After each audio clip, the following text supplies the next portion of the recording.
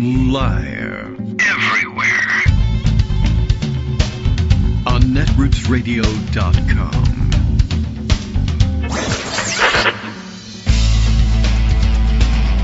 David Waldman. Kagro. In the morning. Now, here's David Waldman. Hey, good morning, everybody. How you doing? It's Tuesday, March 25th, 2025. There's a couple of 25s in there for you, and you could use that, I think, to hack into any signal chats that the national security team may be having. Obviously, that's the big story of the day. And although part of the big story of the day is how they're not really necessarily everywhere making a big story of the day out of it, which is kind of incredible. And yeah, immediately it comes to everybody's mind just how frantic the press corps, or at least pretended to be, when the story was the somewhat more esoteric and weird and difficult to explain idea that, well, Hillary Clinton, while she was Secretary of State, might have had a private email server in her home and they might have shared some recipes over it. But couldn't she have shared classified information over that unsecure server, although it wasn't unsecure. It was, for the most part, in many cases, more secure than the government servers that they were using. But at any rate, remember when that sort of information security was paramount and you couldn't have such a person be president of the United States? Well, of course, that's been out the window for quite some time now, this being Donald Trump's second and non-consecutive second administration. But by now, I'm sure, I guess, everybody has heard this story. And so, I don't know. I mean, and there's only really one version of it, because this is about, this is one of the few times when the exclusive banner has been well-deserved and correct. The story was reported in the Atlantic, and only in the Atlantic, because that's the only guy who was in on the chat. I'm sure you've heard it. Have you read the story? I haven't read it all the way through yet either, so I'm kind of looking forward to doing that. But golly, I don't know, if you were, asleep yesterday, maybe you were undergoing some sort of outpatient procedure and you're home now, but you were under anesthesia. The top line reduction of all this, and usually bottom line, but it happens to be up at the top here in the Atlantic, for whatever reason, carries this banner over the headline: the Trump administration planned its strikes on the Houthis in Yemen. We read, or did we discuss it? I don't know. It kind of goes unnoticed these days when we bomb Yemen, but we did do that, and we probably noticed it at least in passing in the news. And the administration planned its strikes on the Houthis during a group chat, using a group chat, and accidentally included the Atlantic's Jeffrey Goldberg. Why Jeffrey Goldberg? No real reason. Apparently, though, the participants in the Signal chat, and I guess just by way of background, the Signal, as I understand, it is encrypted chat, but that's it. And so presumably your ordinary passerby would not be able to intercept the messages and be able to read them because they're encrypted. But encryption kind of goes out the window if you invite somebody into the chat who probably shouldn't be there, and then it comes to them unencrypted and they're able to read what was going on. And well, golly, that's where we are. And I guess all the participants were using their initials rather than their full names, which I don't know whether that's supposed to be like a disguise for them of some, like if your name is Marco Rubio and you go as MR, or in his case he uses middle initial A, MAR, like, well, I guess I wouldn't guess right off the bat, oh yeah, MAR, Marco, I guess A, Rubio, I don't know his middle initial.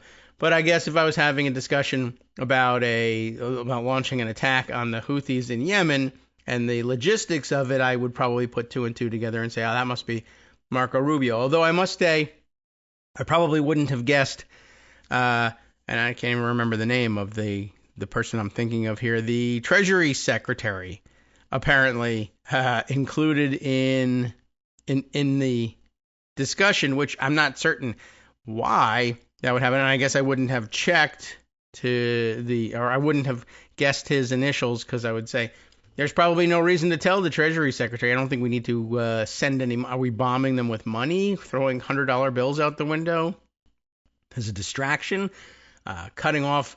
We're probably not even cutting off bank accounts. That's probably done already too. I'm not certain what the inclusion was about. But anyway, JG turned out to be Jeffrey Goldberg, and that, I guess, that's what's speculated to be at the root of this accidental inclusion of this journalist, the editor-in-chief, by the way, of the Atlantic, in this group. That there must be another JG that they thought they were including, but weren't.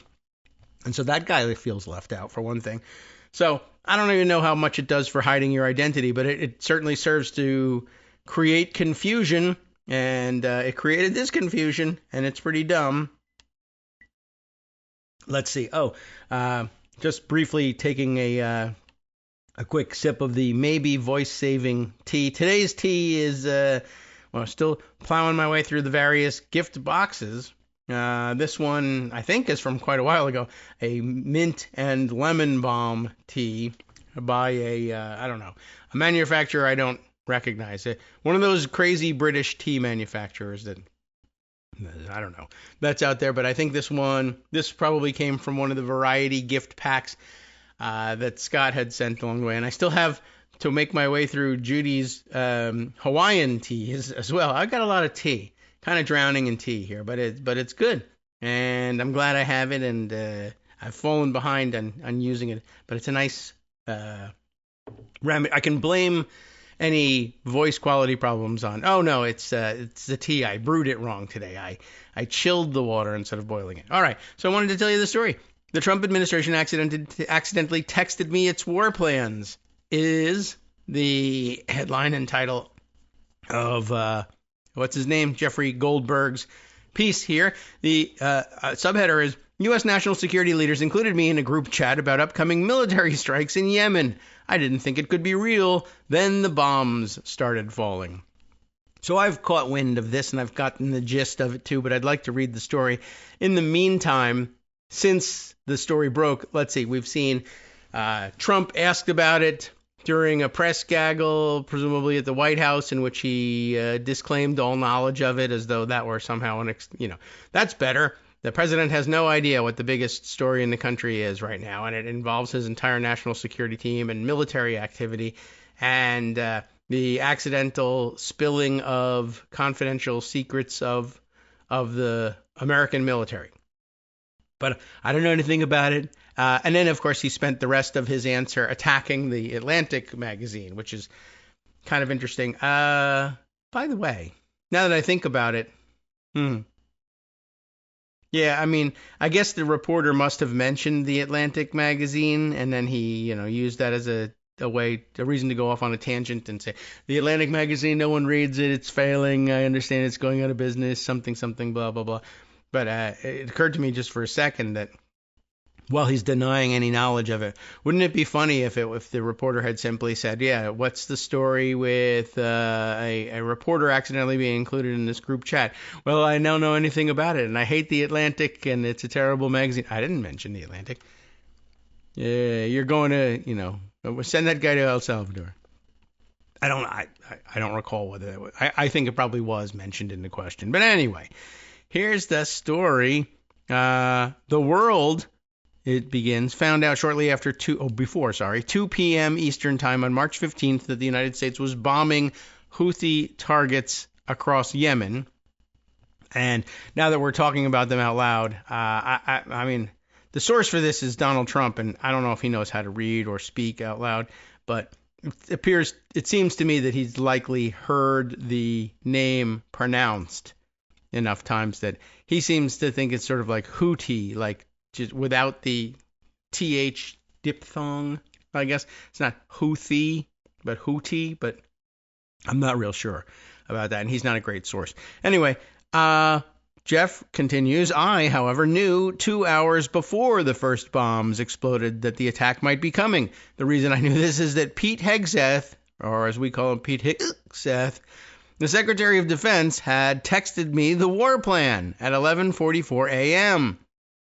The plan included precise information about weapons packages, targets, and timing. This is going to require some explaining, and really, it means they have some explaining to do, but it's also going to require some explaining from him. And here it is. The story technically begins shortly after the Hamas invasion of southern Israel in October of 2023. You probably remember it. The Houthis, an Iran-backed terrorist organization whose motto is God is great, death to America, death to Israel, curse on the Jews, victory to Islam. I'll work on making that a little pithier. Soon launched attacks on Israel and the international shipping lanes. I added the lanes, but on international shipping, creating havoc for global trade. Throughout 2024, the Biden administration was ineffective in countering these Houthi attacks. The incoming Trump administration promised a tougher response, of course, because why not? You absolutely always have to say you're going to be tougher about things. Let's see. This is where Pete Hegseth and I come in, and Justice was just messaging me that the Netroots Radio style manual stipulates Hegseth will be referred to as Whiskey Pete, but he'll drink anything, so I don't see why we should limit it to whiskey. Anyway, on March 11th, that was a Tuesday, I received a connection request on Signal. Sure, why not? From a user identified as Michael Waltz. Okay. And, of course, that's the National Security Advisor, former Republican congressman from Florida. Signal is an open-source encrypted messaging service popular with journalists and others who seek more privacy than other text messaging services are capable of delivering. I assumed that the Michael Waltz in question was President Donald Trump's National Security Advisor. He's a journalist. Why not, right? I did not assume, however, that the request was from the actual Michael Waltz. I have met him in the past, and though I didn't find it particularly strange that he might be reaching out to me, I did think it was somewhat unusual given the Trump administration's contentious relationship with journalists and Trump's periodic fixation on me specifically. I didn't realize that. It immediately crossed my mind that someone could be masquerading as Waltz. Oh, okay. In order to somehow entrap me.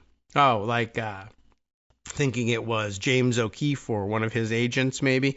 It's not at all uncommon these days for nefarious actors to try to induce journalists to share information that could be used against them.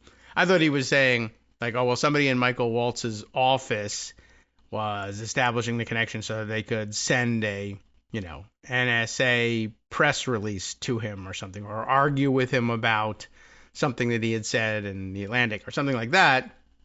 But okay, even better, his spidey sense was up, and he was being careful about who was contacting him. I accepted the connection request, hoping that this was the actual National Security Advisor and that he wanted to chat about Ukraine or Iran or some other important matter. 2 days later, Thursday, at 4:28 p.m., I received a notice that I was to be included in a Signal chat group. It was called the Houthi PC Small Group. PC. Probably not politically correct. A message to the group from Michael Waltz, and that's enclosed in quotes here, read as follows. Team, establishing a principles, and he used PLES rather than PALS incorrectly, but team, establishing a principles group for coordination on Houthis, particularly for over the next 72 hours. My deputy, Alex Wong, is pulling together a tiger team at deputies/agency chief of staff level, following up from the meeting in the sit room, situation room, wink, wink, lots of tactical jargon here, in the sit room this morning for action items, and we'll be sending that out later this evening. The message continued. Please, PLS, please provide the best staff POC That's funny because that's a point of contact, but it is frequently mistaken in Elon Musk's dodgy boys Control F searches as person of or people of color, and therefore DEI and therefore not allowed. So you should be fired for that alone. Please provide the best staff POC for your team for us to coordinate with over the next couple of days and over the weekend. Thanks, rendered as THX, because he's a cool texty boy. The term Principals Committee, PC presumably, generally refers to a group of the senior-most national security officials, including the Secretaries of Defense, State, and the Treasury. Oh, okay, so that I guess they do include them all the time, huh? All right, the Secretary of the Treasury as well as the Director of the CIA. It should go without saying, but I'll say it anyway, that I have never been invited to a White House Principals Committee meeting, and that in my many years of reporting on national security matters, I had never heard of one being convened over a commercial messaging app. And that, too, something of an issue. I don't know if it gets, well, we'll see how much attention it gets, I guess, in the body of the article. But it is rather amazing. And if it doesn't get attention, it's been given attention elsewhere in other write-ups, people pointing out that part of Project 2025 and the training that went along with, I guess, teaching potential Trump administration employees how to implement Project 2025. Pardon me, a little bit of tea here. But the effort at training them how to implement the components that they would be responsible for from Project 2025 specifically included training if you're going to be communicating with other staffers or people inside or outside of the administration in order to implement your part of Project 2025. You want to do it out of the public eye, and you want to do it on a commercial texting app outside of federal government channels, official channels, so that the planning documentation and the discussion is not available through Freedom of Information Act requests and not archived and not kept as an official record. That way you can comply with any subpoenas for any communications regarding whatever it was that you were working on by sending them all of the official government channel communications and hiding the fact that you had a Signal group. Although now, at this point, probably everyone will subpoena the Signal group as well, but then you can rely on Signal, creating a problem too and intervening in the litigation on your behalf in order to protect their clients' communications. You may or may not be able to break through that, but it's an extra barrier. But suffice to say that it was explicitly taught to an awful lot of people looking to implement Project 2025 and related policy initiatives.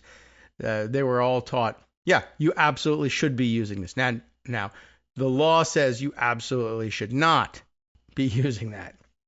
Just to be 100% clear about that. Anyway, 1 minute later, Jeffrey continues his story by saying a person identified only as MAR, who, as it turns out, is the Secretary of State, Marco Antonio Rubio, wrote Mike Needham for State, apparently designating the current counselor of the State Department as his representative. At the same moment, a Signal user identified as J.D. Vance, I guess they're just going right at it with that one, wrote Andy Baker for VP. And here I would have imagined right away that VP was Vladimir Putin, but as it turns out, he meant vice president. 1 minute after that, TG, presumably Tulsi Gabbard, the director of national intelligence, or someone masquerading as her, wrote Joe Kent for DNI.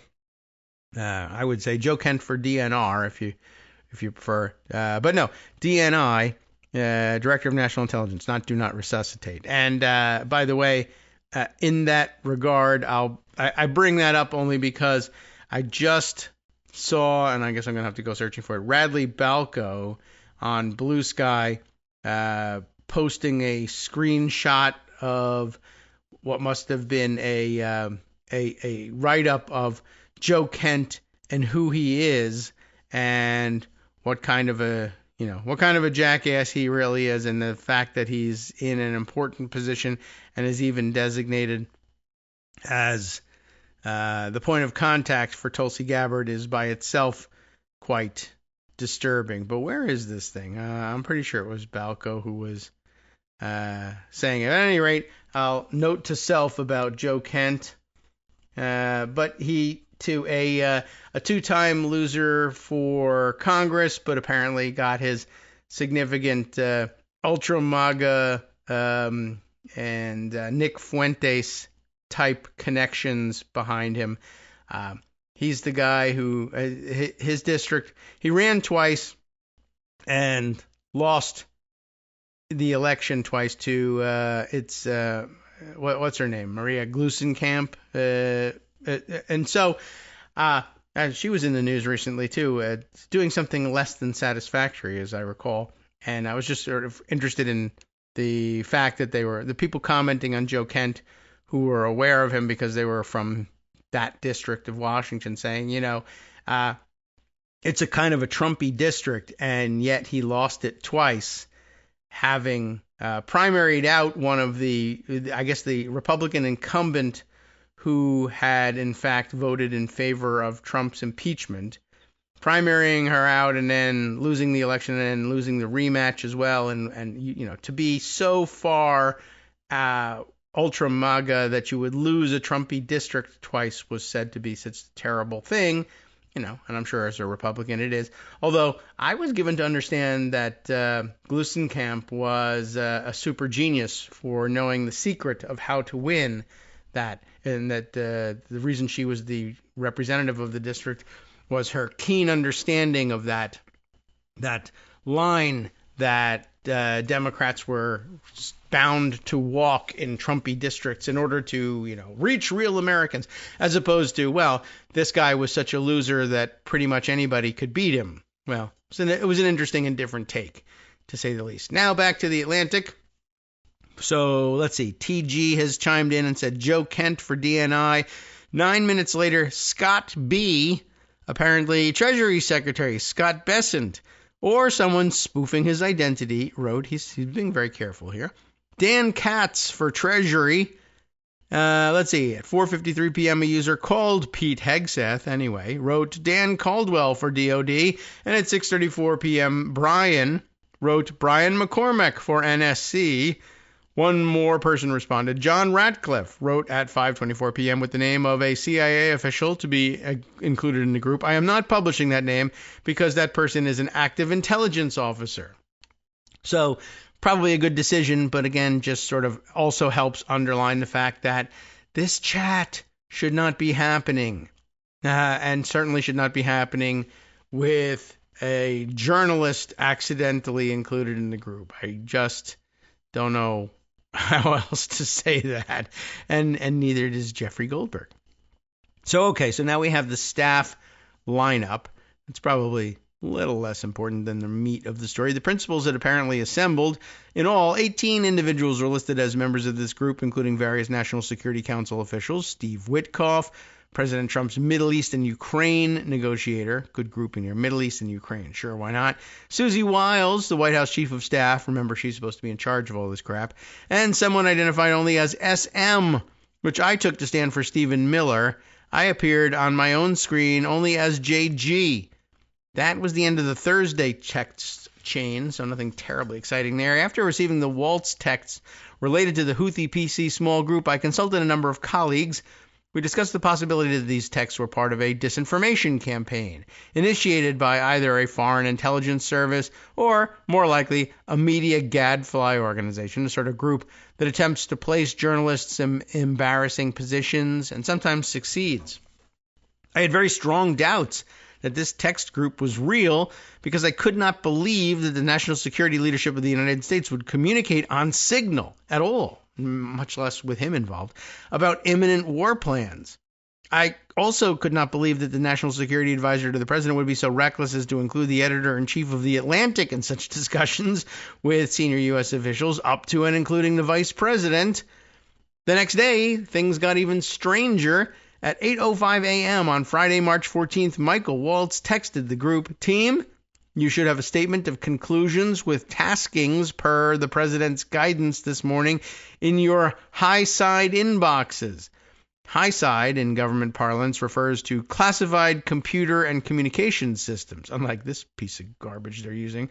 State and DOD, we developed suggested notification lists for regional allies and partners. Joint Staff is sending this AM a more specific sequence of events in the coming days, and we will work with DOD to ensure COS, OVP, and POTUS are briefed. Okay. At this point, and it was COS, Chief of Staff, OVP, Office of the Vice President, POTUS, you know what that is. At this point, a fascinating policy discussion commenced. The account labeled J.D. Vance responded at 8:16, "Team, I am out for the day doing an economic event in Michigan, but I think we are making a mistake." Vance was indeed in Michigan that day. The Vance account goes on to state 3% of U.S. trade runs through the Suez. 40% of European trade does. There is a real risk that the public doesn't understand this or why it's necessary. The strongest reason to do this is, as POTUS said, to send a message. In other words, J.D. Vance actually sort of being somewhat reasonable and responsible and saying, we're going to really have to explain something that could disrupt a significant amount of world trade, much less for us than for Europe, which apparently actually bothered him. But, that's a reasonable doubt to have, although I don't know whether this was the place to express it, even without the accidental leak. Anyway, the Vance account then goes on to make a noteworthy statement, considering that the vice president has not deviated publicly from Trump's position on virtually any issue. And I will share with you after the break, just to keep you on the edge of your seat, what that noteworthy statement was. Hi everybody, it's me, David Waldman. Yes, the same guy who interrupts you all the time. Interrupting you one more time, just to tell you again, another reminder that your contributions are what keep this show on the air, and Patreon.com, Patreon.com, is still among the easiest ways to make the sustaining subscription donations that keep us afloat.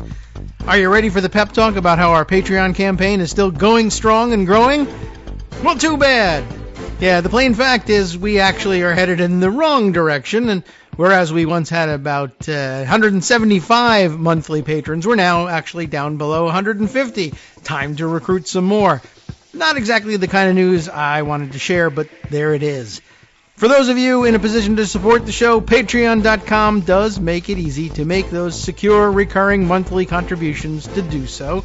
Patreon.com/KagroX gets you straight to our donation page. We've been through a lot together. The worst of the pandemic, we hope. The worst of the insurrection, we hope. So go ahead and treat yourself. You don't need an excuse. Give yourself the gift of a little something you enjoy in life. Support the show. And of course, if you happen to prefer using PayPal or even the Square Cash app, we're up and running on those options too. So thanks again, everyone, for all your support. We couldn't, or at least shouldn't, do it without you. Hope you'll be on board soon too. Thanks for all your support. All right, welcome back now to the Kagro in the Morning Show here on Netroots Radio. Were you waiting on the edge of your seat to find out what Vance's noteworthy statement was?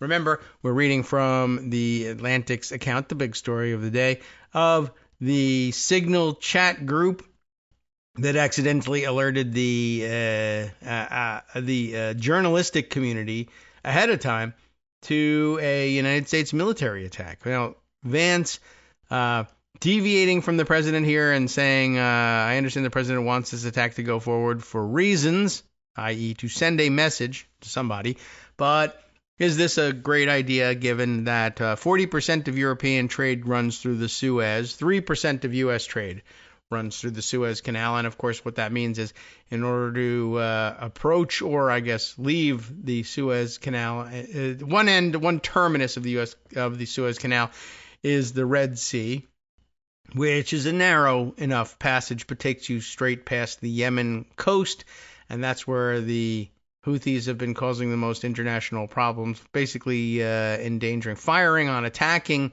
shipping lanes through the Red Sea. for boats that have presumably traversed the Suez Canal at one point or another, or are on their way to do so. So Vance, it says the Vance account anyway, then goes on to make this noteworthy statement considering that the VP had not deviated publicly from Trump's position on virtually any issue. Here's the statement. I am not sure the president is aware, how inconsistent this is with his message on Europe right now. There's a further risk that we see a moderate to severe spike in oil prices. I am willing to support the consensus of the team and keep these concerns to myself. But there is a strong argument for delaying this a month or 2 weeks, doing the messaging work on why this matters, seeing where the economy is, etc. Oh well, so much for that. A person identified on Signal as Joe Kent, and that was the person that Tulsi Gabbard said would stand in as her point of contact, but is also noted parenthetically here that Joe Kent is Trump's nominee to run the National Counterterrorism Center. Is named Joe Kent and is probably this guy. And he wrote, or someone posing as him wrote at 8:22, there is nothing time-sensitive driving the timeline. We'll have the exact same options in a month. Then, at 8:26 a.m., a message landed in my Signal app from the user John Ratcliffe. The message contained information that might be interpreted as related to actual and current intelligence operations, let's say. At 8:27, a message arrived from the Pete Hegseth account. VP, addressing the vice president, VP or Vladimir Putin, could be either one. I understand your concerns and fully support you raising with POTUS important considerations, most of which are tough to know how they play out. Economy, Ukraine peace, Gaza, etc. I think messaging is going to be tough no matter what. Nobody knows who the Houthis are, which is why we would need to stay focused on 1. Biden failed, and 2. Iran funded. The Hegseth message goes on to state, waiting a few weeks or a month does not fundamentally change the calculus. 2 immediate risks on waiting. 1. This leaks and we look indecisive. 2. Israel takes an action first, or Gaza ceasefire falls apart, and we don't get to start this on our own terms.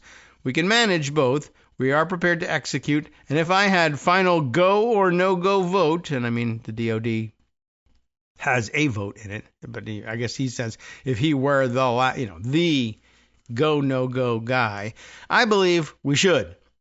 This is not about the Houthis. I see it as 2 things. 1, restoring freedom of navigation, a core national interest, and 2, reestablish deterrence, which Biden cratered. But we can easily pause, and if we do, I will do all we can to enforce 100% OPSEC. That is to say, operations security. 100% is definitely out the window now. I welcome other thoughts, or any, really. A few minutes later, the Michael Waltz account posted a lengthy note, really lengthier than this, about trade figures and the limited capabilities of European navies. Whether it's now or several weeks from now, it will have to be the United States that reopens these shipping lanes. Per the president's request, we are working with DOD and state to determine how to compile the cost associated and levy them on the Europeans. Oh, so they're looking to make, we're going to do this military action, but the Europeans are going to have to pay us for it. Protection money. The account identified as J.D. Vance addressed a message at 8:45 to Pete Hegseth. If you think we should do it, let's go. I just hate bailing Europe out again. Oh. The administration has argued that America's European allies benefit economically from the U.S. Navy's protection of international shipping lanes. Oh, no. The user identified as Hegseth responded 3 minutes later, VP, I fully share your loathing of European freeloading. Just letting you know, Europe. It's, all caps, pathetic. But Mike is correct. We are the only ones on the planet on our side of the ledger who can do this. Nobody else even close. Question is timing. I feel like now is as good a time as any. Given POTUS directive to reopen shipping lanes, I think we should go, but POTUS still retains 24 hours of decision space. At this point, the previously silent SM joined the conversation. As I heard it, The president was clear, green light. But we soon make clear to Egypt and Europe what we expect in return. We also need to figure out how to enforce such a requirement, e.g., and it's all caps there, so it's not, it looks like he's talking to somebody whose initials might be e.g., but it's, for example, e.g., I think, but he capitalized both, and that's odd. E.g., if Europe doesn't remunerate, then what? If the U.S. successfully restores freedom of navigation at great cost, there needs to be some further economic gain extracted in return. Certainly sounds like the Trump administration. And then embedded here are some pictures, some screenshots of these exchanges. And interestingly, the Pete Hegseth account actually uses his full name, Pete Hegseth, and also even has his picture. He put his picture in for our convenience. That message from SM, presumably President Trump's confidant Stephen Miller, the Deputy White House Chief of Staff, or someone playing Stephen Miller on TV, effectively shut down the conversation. The last text of the day came from Pete Hegseth, who wrote at 9:46 a.m., agree. After reading this chain, I recognized that this conversation possessed a high degree of verisimilitude. The texts, is that right? Verisimilitude? Do I pronounce that one correctly? The texts and their word choice and arguments sounded as if they were written by the people who purportedly sent them, or by a particularly adept AI text generator. I was still concerned that this could be a disinformation operation or a simulation of some sort, and I remained mystified that no one in the group seemed to have noticed my presence. But if it was a hoax, the quality of mimicry and the level of foreign policy insight were impressive. It was the next morning, Saturday, March 15th, when the story became truly bizarre. At 11:44 a.m., the account labeled Pete Hegseth posted in Signal a team update in all caps there. I will not quote from this update or from certain other subsequent texts. The information contained in them, if they had been read by an adversary of the United States, for instance, could conceivably have been used to harm American military and intelligence personnel, particularly in the broader Middle East, Central Command's area of responsibility. What I will say, in order to illustrate the shocking recklessness of this Signal conversation, is that the Hegseth post contained operational details of forthcoming strikes on Yemen, including information about targets, weapons the U.S. would be deploying, and attack sequencing. And in a subsequent television interview with him about this article and the information he was seeing, I saw Goldberg saying that it even listed the names of particular individual people who were targeted by these strikes, people they expected to kill with these strikes, which is also rather remarkable. And the kind of thing, you're going to want to be a little more careful about how that information is shared. I'm just surprised that Pete Hegseth, who puts on such a show of being a 0600, report to me, or Fort Bragg, yada yada bargle, missed the chance to be tactical here and say to everybody, we should not be having this conversation on an unsecured channel. Immediately report to your skiff. And you would think that he wanted all the cool gadgetry that would go along with this to have secure communications, but apparently not. That's too much of an inconvenience for him. I also was surprised that he didn't say he was ready to roofie the Houthis, because that was such a cool line, and I thought he would go for that one, and I guess he just did not. Anyway, the only person to reply to the update from Hegseth was the person identified as the vice president, Vladimir Putin. I will say a prayer for victory, Vance wrote. 2 other users subsequently added prayer emoji. Oh, yeah, right. God. According to the lengthy Hegseth text, the first detonations in Yemen would be felt 2 hours hence at 1:45 p.m. Eastern Time. So I waited in my car in a supermarket parking lot. If this Signal chat was real, I reasoned, Houthi targets would soon be bombed. At about 1:55, I checked X and searched Yemen. Explosions were then being heard across Sana'a, the capital city. Is it Sana'a? There's 2 A's at the end there. I went back to the Signal channel. At 1:48, Michael Waltz, enclosed in quotes there, had provided the group an update. Again, I won't quote from this text except to note that he described the operation as an, quote, amazing job. A few minutes later, John Ratcliffe, supposedly, wrote, a good start. Not long after, Waltz responded with 3 emoji, a fist, an American flag, and fire. I love that they would be doing emoji talk and all this, right? I love / actually hate that they're doing this. Others soon joined in, including M.A.R., Rubio, who wrote, good job, Pete, and your team, 2 exclamation points, and Susie Wiles, who texted, kudos to all, most particularly those in theater, rawr, and CENTCOM, really great, God bless. Steve Witkoff responded with 5 emoji, 2 hands praying, a flexed bicep, and 2 American flags. And also interesting in all this now, I'm realizing the Fox News initial spin on this story was, well, I read them and, it just at least it makes you proud that these are the people having this conversation and conducting this operation. They handle it like adults, and apparently muscle flexing fists and fire and American flags emojis are what counts as adult conversation. TG, Tulsi Gabbard, maybe, responded, great work and effects. The after-action discussion included assessments of damage done, including the likely death of a specific individual. The Houthi-run Yemeni health ministry reported that at least 53 people were killed in the strikes, a number that has not been independently verified. Then a screenshot of all of this conversation, including the use of emojis and all of this. On Sunday, Waltz appeared on ABC's This Week and contrasted the strikes with the Biden administration's more hesitant approach. These were not kind of pinprick back and forth, what ultimately proved to be feckless attacks, he said. This was an overwhelming response that actually targeted multiple Houthi leaders and took them out. The Signal chat group, I concluded, was almost certainly real. Having come to this realization, one that seemed nearly impossible only hours before, I removed myself from the Signal group, understanding that this would trigger an automatic notification to the group's creator, supposedly Michael Waltz, that I had left.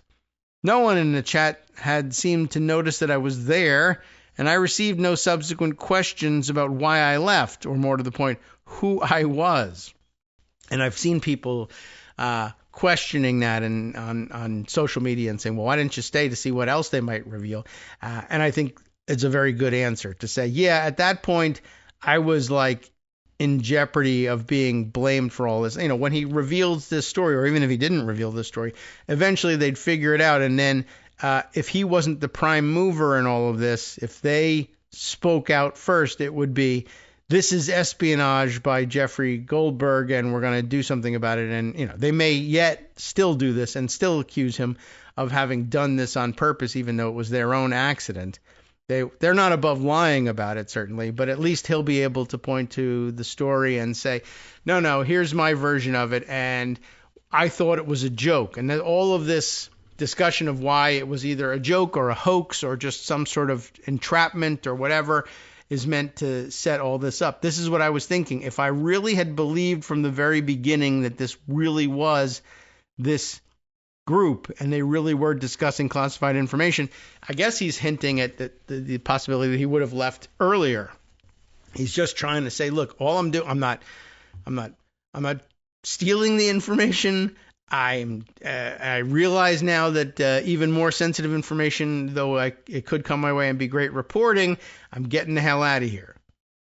Earlier today, he writes, as he was publishing this thing yesterday, I emailed Waltz and sent him a message on his Signal account. I also wrote to Pete Hegseth, John Ratcliffe, Tulsi Gabbard, and other officials. In an email, I outlined some of my questions, like, is the Houthi PC small group a genuine Signal thread?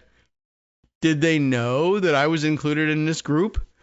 Was I, on the off chance this might be actually done, was I maybe included on purpose somehow? If not, who did they think I was? Did anyone realize who I was when I was added or when I removed myself from the group? Do senior Trump administration officials use Signal regularly for sensitive discussions? This is where the questions really become important. Do the officials believe that the use of such a channel could endanger American personnel? Because you just did. Really. Brian Hughes, the spokesman for the National Security Council, responded 2 hours later, confirming the veracity of the signal group. This appears to be an authentic message chain, and we are reviewing how an inadvertent number was added to the chain, Hughes wrote. The thread is a demonstration of the deep and thoughtful policy coordination, emoji, between senior officials. The ongoing success of the Houthi operation demonstrates that there were no threats to troops or national security, except for the fact that they had accidentally leaked the plans. They, lucked out that it was to a, relatively loyal American person, as opposed to, oh, well, I don't know who JG is, but oh, goodness, he lives in Yemen. That would have been, I don't know how they would have come up with that number, but you never know. Mistakes were made. William Martin, a spokesperson for Vance, said that despite the impression created by the texts, the vice president is fully aligned with the president. They rushed that one out to print. The vice president's first priority is always making sure that the president's advisors are adequately briefing him on the substance of their internal deliberations, he said. Vice President Vance unequivocally supports the administration's foreign policy, except for the equivocation that he expressed in the messages. The president and vice president have had subsequent conversations about this matter and are in complete agreement, except for where, they're not. Okay. I have never seen a breach quite like this, Jeffrey tells us.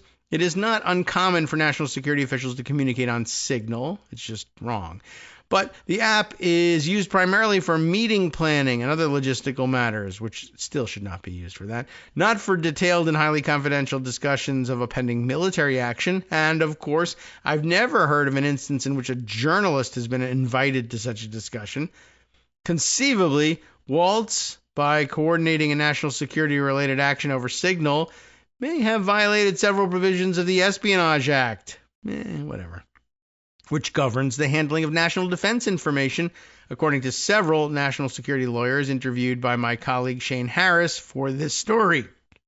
Harris asked them to consider a hypothetical scenario in which a senior U.S. official creates a signal thread for the express purpose of sharing information with cabinet officials about an active military operation. He did not show them the actual signal messages or tell them specifically what had occurred, just hypothetically. What would you say to that? All of these lawyers said that a U.S. official should not establish a signal thread in the first place. Information about an active operation would presumably fit the law's definition of national defense information. The Signal app is not approved by the government for sharing classified information. The government has its own systems for that purpose. I mean, you could do it if you needed to, but you just didn't. Too difficult for you, I guess. If officials want to discuss military activity, they should go into a specially designed space known as a sensitive compartmented information facility, or SCIF. Most cabinet-level national security officials have one installed in their homes, so it's not that hard. Or they could communicate only on approved government equipment, the lawyers said. Normally, cell phones are not permitted inside of a SCIF, which suggests that as these officials were sharing information about an active military operation, they could have been moving around in public. Had they lost their phones or had they been stolen, the potential risk to national security would have been severe. And I did see mentioned this morning in some of the discussions on social media. Let's see if I can find some mention of it. But apparently, while participating in the Signal discussion, it is Steve Witkoff who was apparently participating in this discussion while in Moscow. So I don't know, and it's not the town in Idaho, which is pronounced differently anyway, as I recall, but in Russia. So. Yeah, you shouldn't be moving around in public, and pretty much, you should always be assuming that anything you're using on your cell phone while you're in Moscow as an American official in particular, but even just an American civilian, you should assume that there's some monitoring going on. And though it may or may not be encrypted, they've got some computer skills over there, as it turns out. So, yeah, there's a couple people discussing this because they know what Witkoff's schedule was. Here's, who's this? Yaroslav Trofimov. I don't know if I've mangled that name, but he is the chief foreign affairs correspondent for the Wall Street Journal, who says, hey, hold on. Steve Witkoff was participating in a signal group discussing war plans against the Houthis while being physically in Moscow, perhaps even in the Kremlin at the time. He met Putin late on March 13th. Obviously, the odds of Russia not compromising any device he would bring there are pretty slim. In other words, it's a pretty good bet that the device was compromised and the Russians had access to this signal group. Not that they were going to stop any attacks on the Houthis, but, just generally bad practice. I think that's fair to say. All right, back to the article here. Yes, so had they lost their phones or been, had their phones monitored because they were actually inside the Kremlin at that moment, the potential risk to national security would have been severe.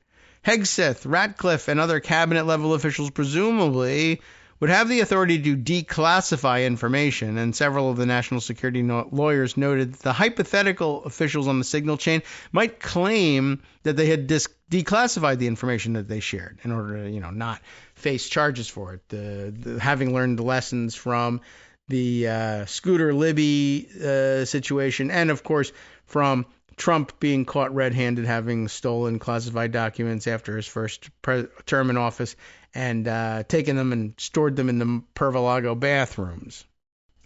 But whatever, it's a popular and convenient excuse. But this argument rings hollow, they cautioned, because Signal is not an authorized venue for sharing information of such sensitive nature, regardless of whether it's been stamped top secret or not. There was another potential problem. Waltz sent some of the messages in the Signal group set some of them to disappear after 1 week, and some after 4. That raises questions about whether the officials may have violated the federal records laws. Text messages about official acts are considered records that should be preserved. Under the records laws applicable to the White House and federal agencies, all government employees are prohibited from using electronic messaging applications such as Signal for official business unless those messages are promptly forwarded or copied to an official government account. Jason R. Barron, a professor at the University of Maryland and the former director of litigation at the National Archives and Records Administration, told Harris. Intentional violations of these requirements are a basis for disciplinary action. Additionally, agencies such as the Department of Defense restrict electronic messaging containing classified information to classified government networks and or networks with government-approved encrypted features, Barron said. Several former U.S. officials told Harris and me that they had used Signal to share unclassified information and to discuss routine matters, particularly when traveling overseas without access to U.S. government systems. But they knew never to share classified or sensitive information on the app because their phones could have been hacked by a foreign intelligence service, which would have been able to read the messages on the devices.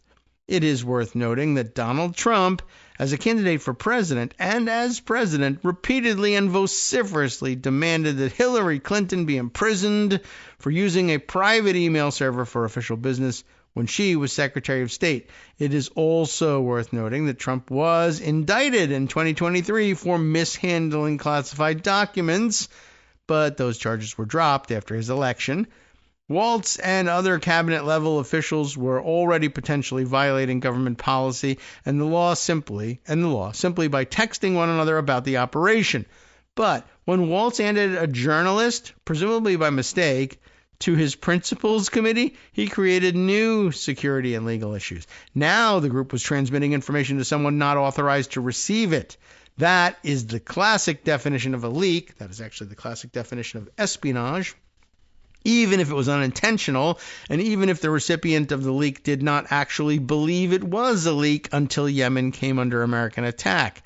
All along, Members of the Signal Group were aware of the need for secrecy and operations security. In his text detailing aspects of the forthcoming attack on Houthi targets, Hegseth wrote to the group, which at the time included me, "We are currently clean on OPSEC. Rawr, 0600. Well, they were not clean on OPSEC. That's editor's note. And it is the editor. This is, again, Jeffrey Goldberg signs off and ends his piece. Reminder that he's the editor-in-chief of the Atlantic, just in case you forgot who they accidentally included in their group chat. Yeah. So the fallout has been rather intense. It's pretty, I don't know. It's pretty amazing. It's pretty disturbing to watch Trump pretend he knows nothing about it, and I don't know if that's going to save him for anything or what. I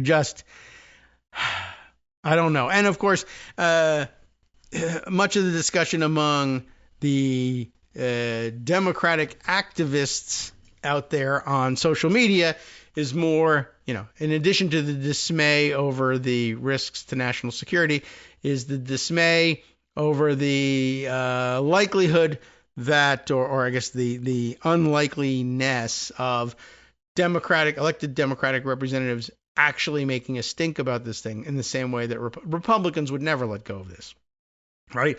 I mean, they just think about what they did with Benghazi and Hillary Clinton and how long that went on and how many investigations. And while it's true that Democrats in the minority in the House and Senate have no ability to launch official congressional inquiries into all this, it's a no-brainer to be calling for the resignation of all the people involved in this discussion and the establishment of the discussion group. And a quick reminder that it's also a no-brainer to remind everybody that this is carelessness. It's not the way secure information should be handled. And it's probably worth bringing up that, it's the explicit instruction and training that people got in Project 2025 circles that they should be breaking the law to have conversations about their other efforts to break or reshape, if you want to use a euphemism, the law elsewhere in ways that would leave the public in the dark because they are tremendous haters of democracy. All right, well, it only took 2 segments to do it, right? But we had to get through the big story of the day. It was attached to a couple other stories, give us some other direction to go, which we'll do in the second hour of the show if you'll stay tuned. I know you will. All right, welcome back now to the Kagro in the Morning Show here on Netroots Radio. Still searching for what I thought was the Radley Balco message on Blue Sky about who Joe Kent was, because there was a pretty good description out there that you would you'd want to know what kind of person he was. It was of some importance, but I can't find it readily enough, which is too bad. But hopefully I'll be able to dig it up later and share it with you.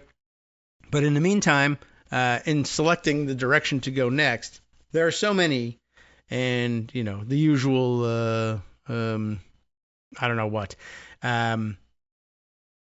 cautions apply. But before I leave the subject entirely, I thought I might read you what Josh Marshall had to say, if indeed the thing is available, and it looks to be. But he had some insight to add to what, I guess less than imaginatively, people began referring rather immediately to as Signalgate. But okay, everything deserves a gate at this time. Signalgate is bad, he says, but OPSEC isn't even the worst part of it. Okay.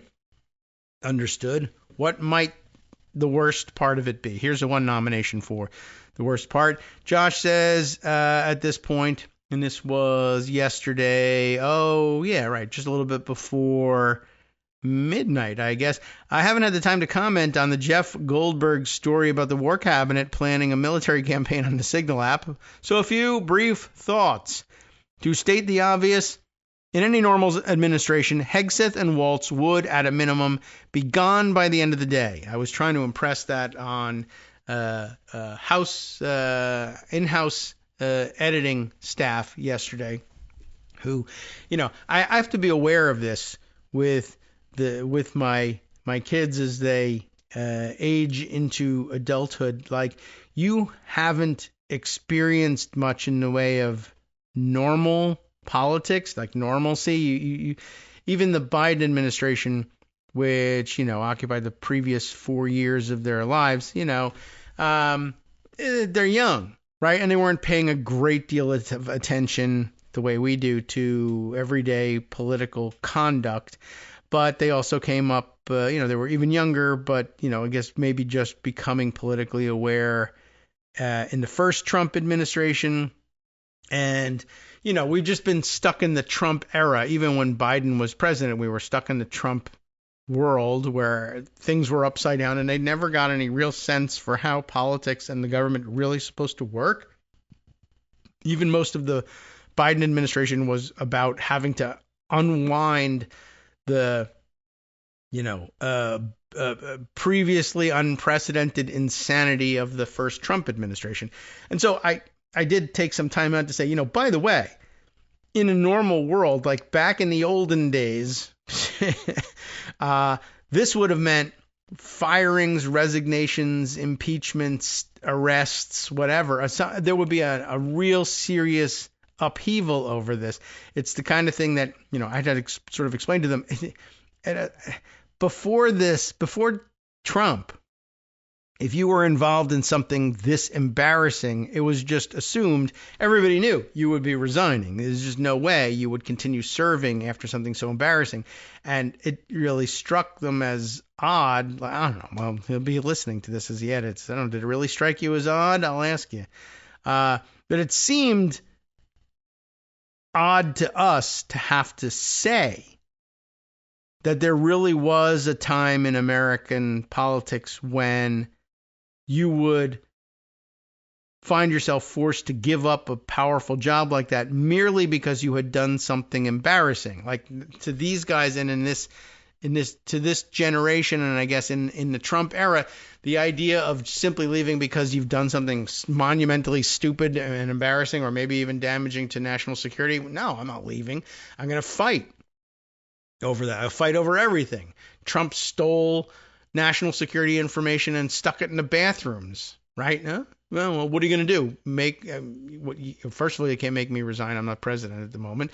You can't even prosecute me on it. If you do, I'll run for president and win and dismiss the charges against myself. That's the context in which, anybody under the age of, I don't know, at this point, probably 25 or 30 even, not necessarily well-versed, let's say, in the way things used to be. And maybe they'll just never be like that again, and they're just the tip of the spear going forward, or maybe we'll return to it and there'll be this weird, anomalous generation in the middle of our demographics going forward that just thinks, I don't know, presidents do shoot people in Fifth Avenue.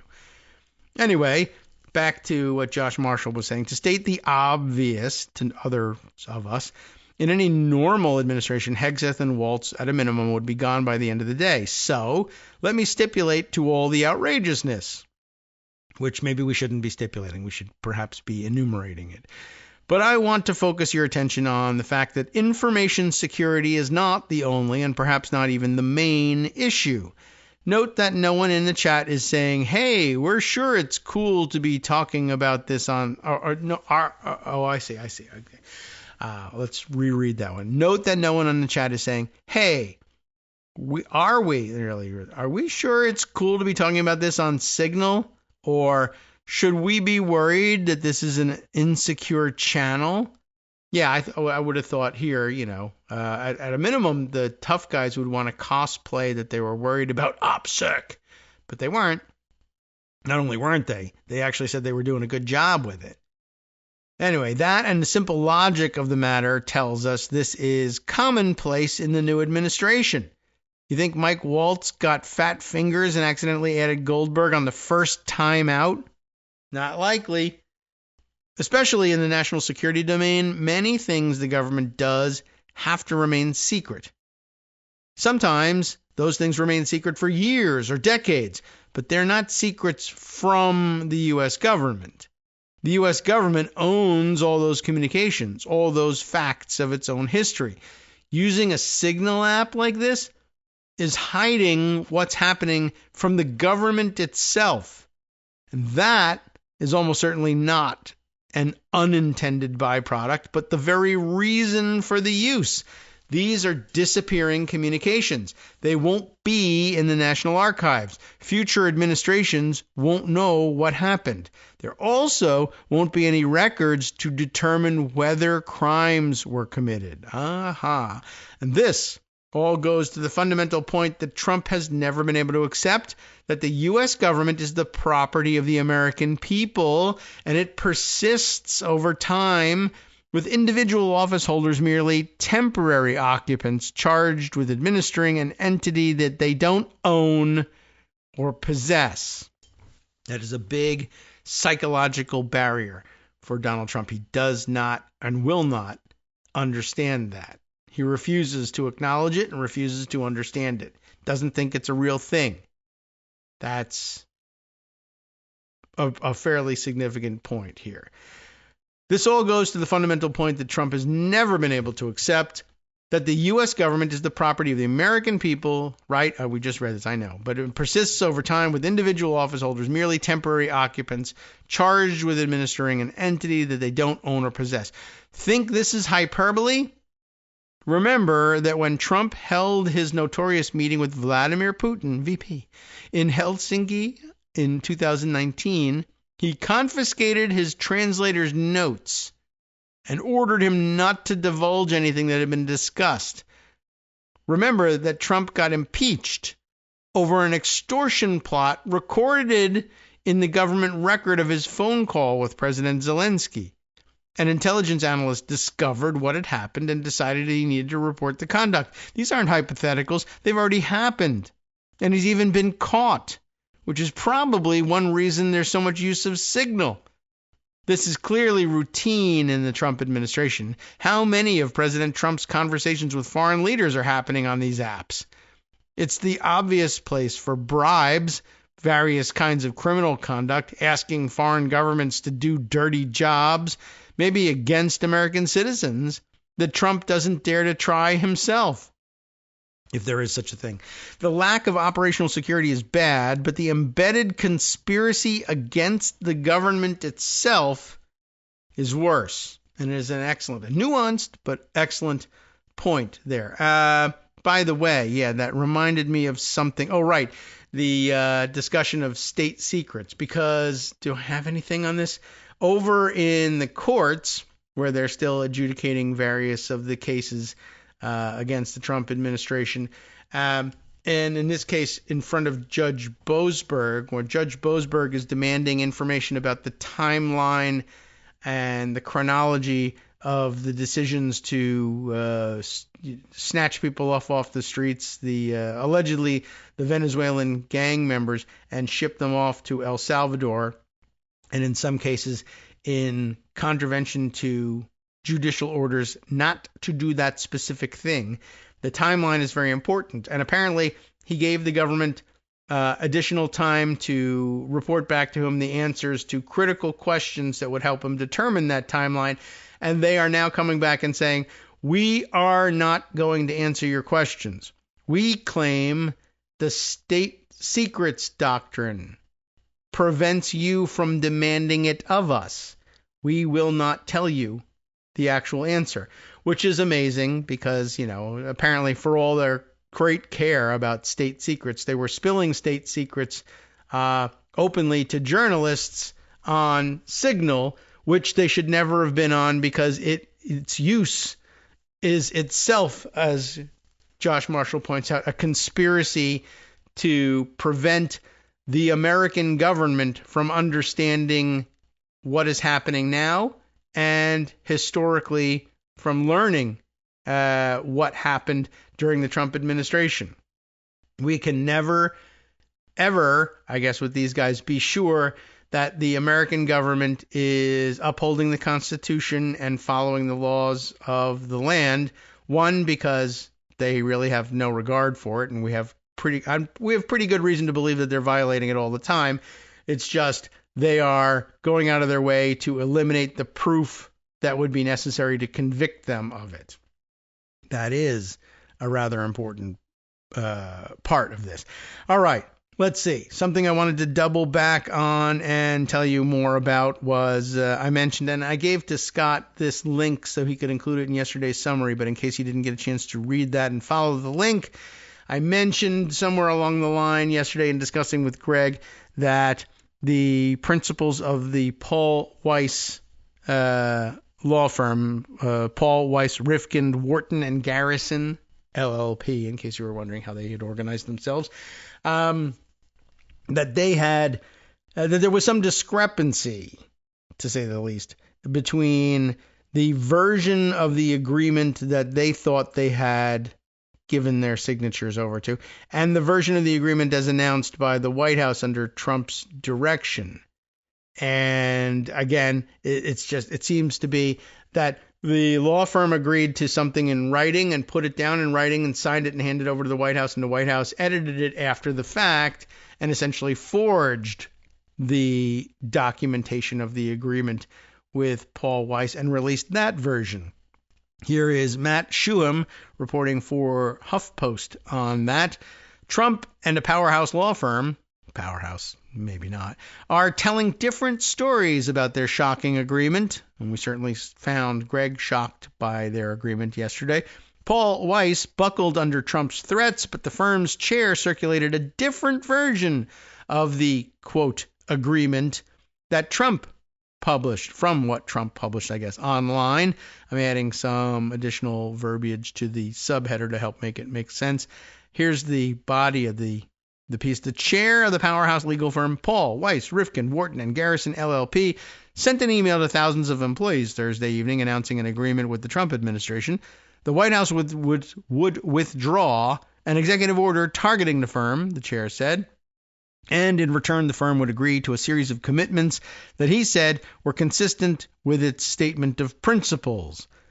So, like we said, the underlying assumption here is they've agreed to knuckle under to the administration in some form. We don't know what form exactly because of this discrepancy, but what they won't be doing is challenging the efficacy of the executive order, much less its legality. But once again, paperwork probably offers you the opportunity to do that and to stretch the litigation out at some length, I'm sure. But apparently they are not interested in taking my advice about challenging all Trump paperwork. So when we say things like the White House would withdraw an executive order targeting the firm, was it an executive order or was it not? Was it signed? Was it not? Has it got any legal force? Separate question. I don't even know that he signed this paper, given that he's out there denying signing other papers that he almost certainly did sign. Anyway, so here's from the memo from the firm leadership. With this behind us, which it isn't, we can devote our complete focus, as we always do, to our clients, our work, our colleagues, and our firm. The firm's chair, Brad Karp, wrote in an email obtained by HuffPost. But the version of the agreement, there in scare quotes, that Karp emailed Paul Weiss employees on Thursday night is substantially different from the version President Donald Trump posted online. The internal memo is different in several places, leaving out key pledges the White House claims the firm made. They really did forge this whole thing. The primary differences are additions in Trump's version. For instance, after the firm commits to merit-based hiring instead of DEI, after the firm commits to merit-based hiring, which is what it's doing right now, hiring, promotion, and retention, Trump's version adds, and will not adopt, use, or pursue any DEI policies. That's a reference, of course, to diversity, equity, and inclusion initiatives that Trump has targeted throughout the government and the private sector. Later, Paul Weiss says it will dedicate the equivalent of $40 million for pro bono legal services on various initiatives. The firm's internal version refers to these initiatives, while Trump's version refers to the administration's initiatives. Both versions list, quote, assisting our nation's veterans, fairness in our justice system, the president's task force to combat anti-Semitism, and other mutually agreed projects. Trump's version refers to the justice system as well. Not fairness in our justice system, but rather just to the justice system with capitalization for some reason. Finally, Trump's version includes a statement from the White House which says, in part, that Karp, quote, acknowledged the wrongdoing of former Paul Weiss partner Mark Pomerantz, the grave dangers of weaponization, and the vital need to restore our system of justice. There's no version of that sentiment from Karp in the internal version sent to firm employees. Pomerantz left Paul Weiss in 2021 to work with the Manhattan District Attorney's Office, which eventually filed criminal charges against Trump and convicted him. I would add that case resulted in the only criminal conviction of the president to date. Pomerantz told the New York Times on Thursday, I was engaged in no wrongdoing by working as a prosecutor to uphold the rule of law. While the agreements are mostly the same, both say that Paul Weiss will engage mutually agreed upon experts to audit its employment practices, for example. The differences between the two versions of the agreement suggest that either a change was made to the agreement by one of its parties, or that both sides arranged for a different version of the, quote, agreement to be circulated internally at Paul Weiss versus externally on the president's social media page, which would possibly be worse, but at least it wouldn't be a forgery. Neither Paul Weiss nor the White House immediately responded to questions about the multiple discrepancies. Trump's targeting of prominent law firms that he says have wronged him personally is now a pattern.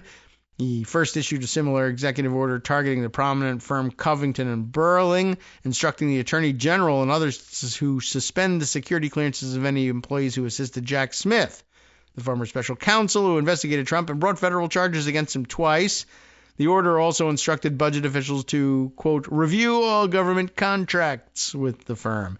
Trump similarly targeted the firm Perkins Coie, which represented Hillary Clinton's 2016 presidential campaign. Rather than reach an agreement with Trump, the firm called the order an affront to the Constitution. A federal judge has paused the order, saying if allowed to stand, it would be understood as an effort to intimidate attorneys who may advocate on behalf of clients counter to Trump's interests, NPR reported. The announcement of an agreement between Paul Weiss and the White House has shaken the legal profession, raising fears about diversity initiatives in hiring and pursuing pro bono work that helps any cause that could be seen as antagonistic toward the administration. Lawyers said the agreement Trump announced as Paul Weiss capitulating to Mr. Trump over an executive order that is likely illegal. The Times wrote. The Times was also the first to report that the wording of the statement changed, including a reference to the fact that the firm would not adopt, use, or pursue any DEI policies. The paper cited two unnamed sources. Anna Bauer, senior editor at the website Lawfare, independently obtained a copy of the firm's internal email and its attached agreement, both of which matched HuffPost's version. During the using the website Diff Checker, it's easy to see the differences between the two versions of the agreement. The internal Paul Weiss version is on the left. They display them side by side down here. Notably, in his email to Paul Weiss employees, Karp referred to his version of the agreement as the final agreement. The document that he attached with the text of the agreement began with the header, Statement by the White House. And the visual representation of the differences is rather stark if you take a look at the two, and they have all the differences highlighted in red and green. Just wanted to put that on the record. That did happen. I didn't imagine it. Okay, so let's see how to use the balance of today's show. Well, there's a couple different threads that we might attach here. I think, though, well, maybe this quick thing or two prior to the break, and then maybe the last segment for another lengthy profile. I guess while we're still on the subject of the signal discussion, well, there's a Wired piece that I don't know whether they're really going to be able to get all the way through, but I wanted to bring up another quick hit. But we might as well do this one and make it thematic. Wired has a piece. Trump officials in signal fiasco attended secret Mar-a-Lago dinner shortly after, and I'm not certain whether that means shortly after the discussion or shortly after celebrating the bombing, or, I'm not certain what this is supposed to mean. Like shortly after, in order to celebrate the bombing, or no.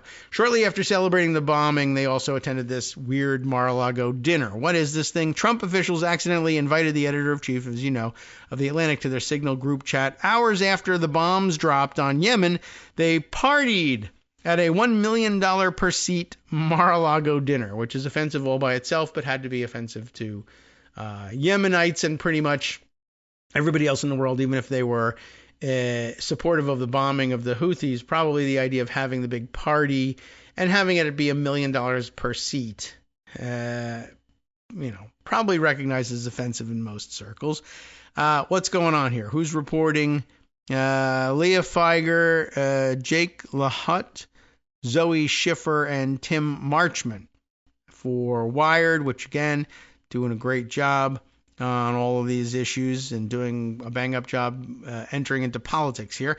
Shortly after senior Trump administration officials discussed and celebrated the bombing of Yemen in an encrypted group chat that, unbeknownst to them, included editor-in-chief of The Atlantic, a subset of the group feasted at an opulent secret dinner featuring the president, where guests were asked to pay $1 million apiece to snag a seat. Wow.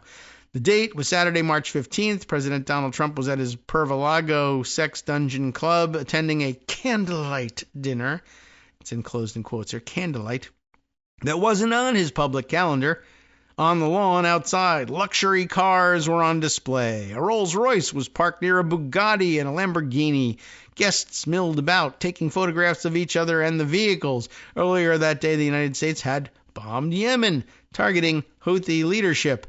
At least 53 people, including children, were killed. And so that's going to probably incense them that they were out there taking pictures of themselves with Bugattis, etc. Trump flew to the event, of course, on Air Force One with Elon Musk and Musk's 4-year-old son, X, still hanging around, wiping his nose on stuff.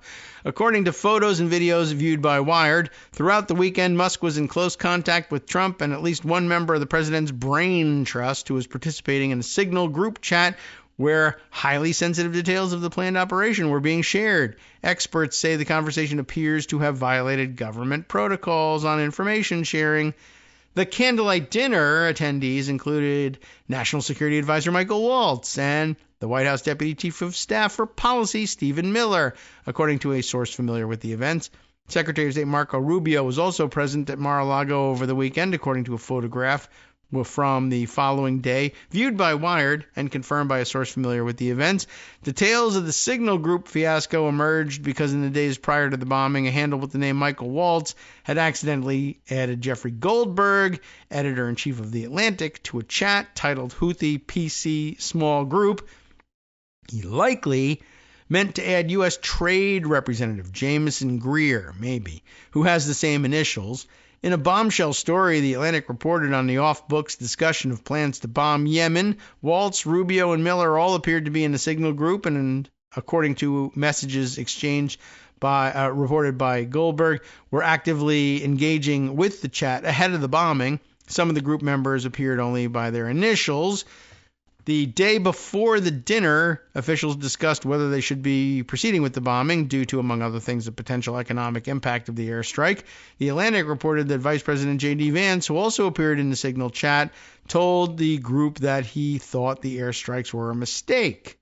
According to the Atlantic's reporting, Miller, who Wired previously reported is referred to inside Trump world as PM, short for Prime Minister, effectively shut down Vance's concern. So that's of some interest.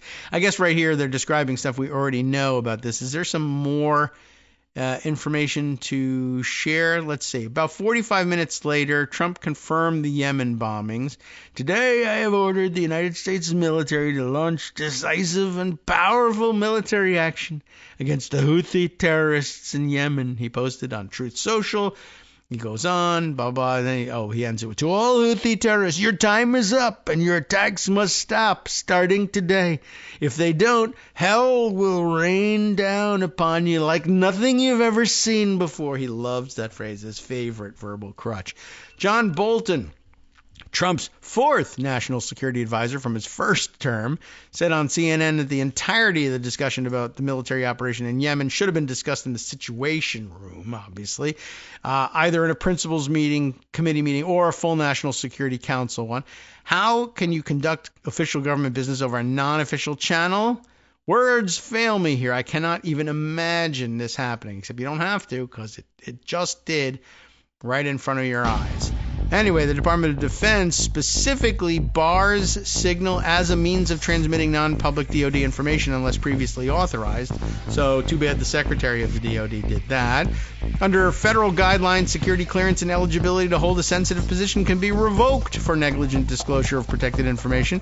In one case, the government sought to deny a clearance to a contractor in part because he left a laptop containing sensitive information in the unsupervised custody of a Peruvian national. Oh, Peru.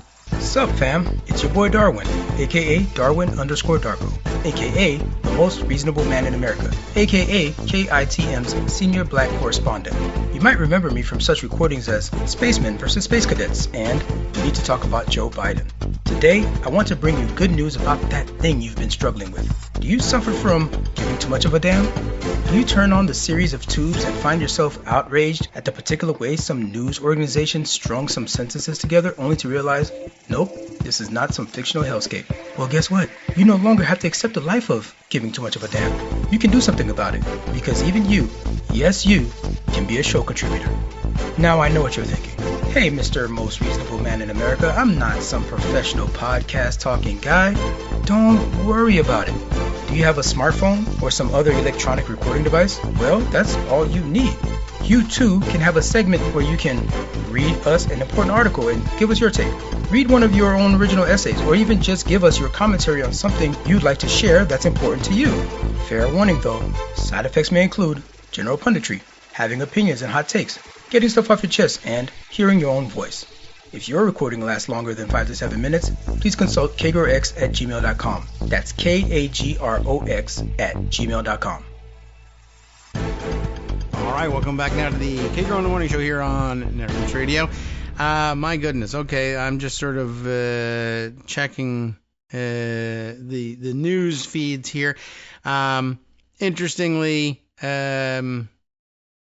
we have at least one member of Congress, one Democratic member of Congress, actually actively calling for and being referred to as a pretty clear message. Posting on Blue Sky, no less. Today I am calling on Secretary of Defense Pete Hegseth and other top officials in the Trump administration to resign immediately due to their reckless and unlawful disclosure of national security secrets. Their actions have put our country at risk, and immediate accountability is necessary. It's a statement of Congressman Jonathan L. Jackson of the 1st District of Illinois. And yes, one of Jesse Jackson's kids, Jackson's, including one of his other siblings, former U.S. Representative Jesse Jackson Jr. And so this is the second member of the family elected to Congress. So, stands the family in good stead there. Well done and appreciated. Now back to what we were reading in Wired magazine about the fallout from the incident and what happened afterwards, including that weird $1 million a plate dinner at Mar-a-Lago. By the way, I had to chop this out in order to make it fit in before the end of the segment. The example case of holding somebody responsible under DoD guidelines that specifically bar the use of Signal because it basically means transmitting non-public DoD information and making it available accidentally or even potentially just to the members of the general public. In one case, the government sought to deny a clearance to a contractor in part because he left a laptop containing sensitive information in the unsupervised custody, as they said, of a Peruvian national. By the way, they were making these problems for this person, I guess quite properly, but over what information that turned out to be an unclassified aircraft maintenance record and an unclassified email. So, in other words, you can have your security clearance denied if you accidentally, maybe, leave a laptop in unsupervised custody, and that laptop contains information such as an unclassified aircraft maintenance record and an unclassified email. But they're DoD stuff, and that will lose you your security clearance. So, this sort of information over Signal would ordinarily lose you that security clearance and basically get you booted. But not if you're a favorite Fox and Friends commentator of Donald Trump. Under the Espionage Act, once again implicated here, unauthorized disclosure of national defense information can be punished by a fine or imprisonment. In 2017, other people got in trouble for that. Reporters for Gizmodo and ProPublica demonstrated that Trump properties, including Mar-a-Lago, had weakly encrypted and open Wi-Fi networks, a misconfigured router and server, and other glaring security vulnerabilities. At the time, attackers could have taken control of devices connected to Trump networks, according to the publications. The Trump Organization did not respond to a request for comment from Wired. In 2017, it told Gizmodo and ProPublica that it adhered to, quote, cybersecurity best practices. No, it didn't. In 2023, Trump's lawyers asked a federal judge to petition the Justice Department to, quote, reestablish a secure facility where sensitive matters could be discussed at Mar-a-Lago.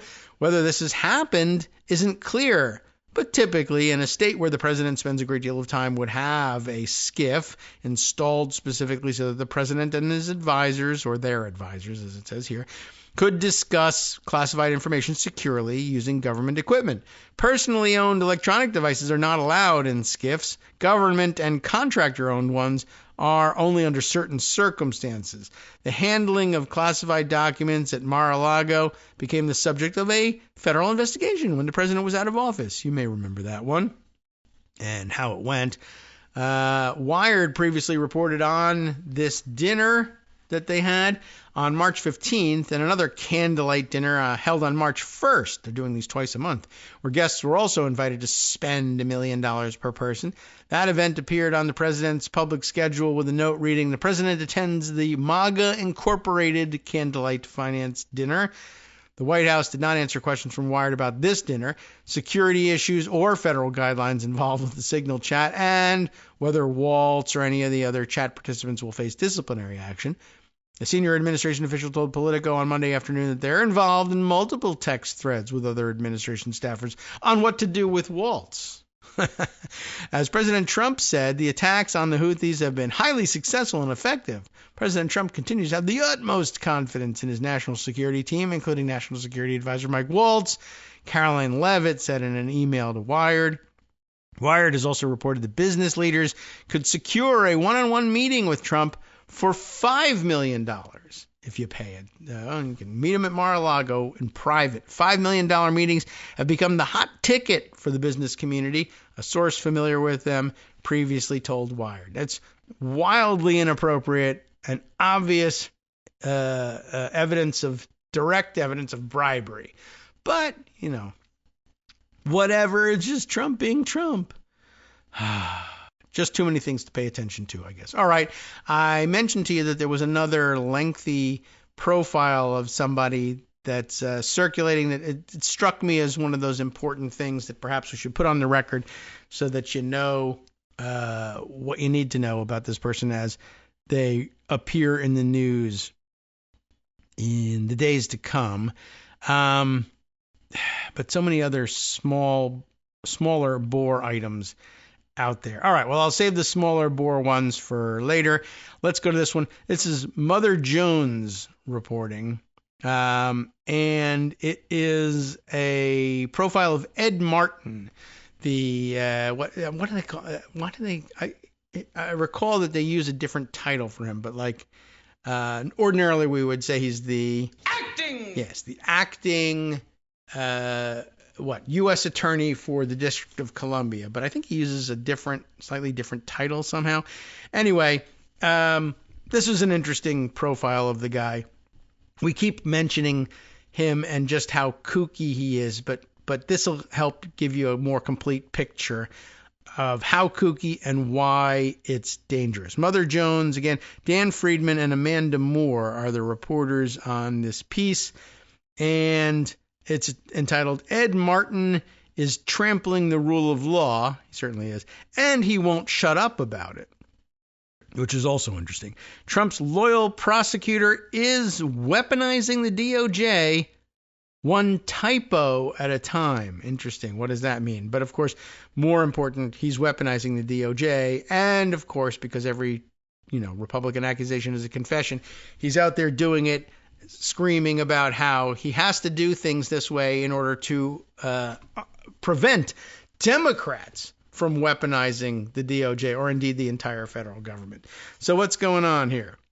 It begins this way. When Elon Musk, there he is again, ordered a government-wide email blast directing federal employees to list their recent accomplishments, most senior officials paused to consider their options.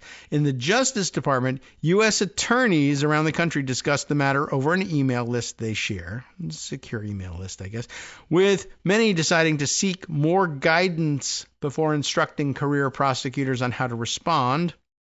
One questioned whether the email was even real. But Ed Martin, an acolyte of President Donald Trump, named, yes, that's right, that's the title they use is interim U.S. Attorney for the District of Columbia. Why that isn't an acting U.S. Attorney, I don't really know, but it's less important than the rest of this. Ed Martin, the interim U.S. Attorney for the District of Columbia, though, charged ahead, saying, it's legit, and we've already replied, he told his fellow U.S. attorneys. Great leadership. Just 33 minutes after the Office of Personnel Management directive hit inboxes, Martin urged lawyers under him to comply, though he suggested they respond carefully. Dodgy and Elon are doing great work, Martin wrote in one of his frequent communiques to hundreds of assistant U.S. attorneys and support staff. We are happy to, it says, we are happy to participate. I guess that's part of what they were hinting at, one typo at a time. Okay, for Martin, and here's where we learn a little bit about him. We just keep hearing his name and realizing that he's a kook, but why? For Martin, a right-wing activist and serial political candidate, like Joe Kent, I guess, who has enthusiastically defended January 6th rioters, this was just one more typographically challenged missive in a campaign to turn a powerful legal office into a partisan weapon. Since taking on the gig in January, he's compensated for his lack of prosecutorial experience, which is a weird thing when you are named to head the U.S. Attorney's Office. Which U.S. Attorney's Office? The U.S. Attorney's Office for the District of Columbia. That is odd. So a lack of prosecutorial experience. He's compensated for it by loudly proclaiming his desire to help Trump and Musk use the DOJ to punish their foes. Trump quickly returned the favor, nominating him to hold the post indefinitely, i.e. to actually be the real, one true U.S. Attorney for the District of Columbia, as opposed to an acting or interim U.S. Attorney. Martin, who did not respond to questions from Mother Jones, has announced investigations into his own staff for their role in January 6th cases and has volunteered to support Attorney General Pam Bondi's Orwellian Weaponization Working Group, which purports to take aim at abuses of the justice system during the Biden administration, of course, and doing so by committing them in the Trump administration. Martin has threatened former special counsel Jack Smith and Senate Minority Leader Chuck Schumer and has used X to indicate plans to investigate administration critics. He's even tried to leverage a dubious criminal probe to seize climate grant money awarded by the Biden administration. In addition, seizing things back from New York thanks to the guidance of Lee Zeldin at EPA. He's also attempting to portray the awarding of grants to various activist groups as somehow criminal or laundering of government money based on nothing. I mean, he is crazy, Ed Martin. As he posts his way to prominence, Martin has bombarded his staff with chatty emails recounting his daily activities, then repeatedly berated them after those emails leaked. In a new administration defined by a mixture of malevolence and ineptitude, Martin has emerged as an avatar, a typo-spewing henchman of the moment, eager to help Trump transform the Justice Department into a political tool, and unable to shut up about it. Who is this guy? Well, next section is entitled Eagle Ed. Why?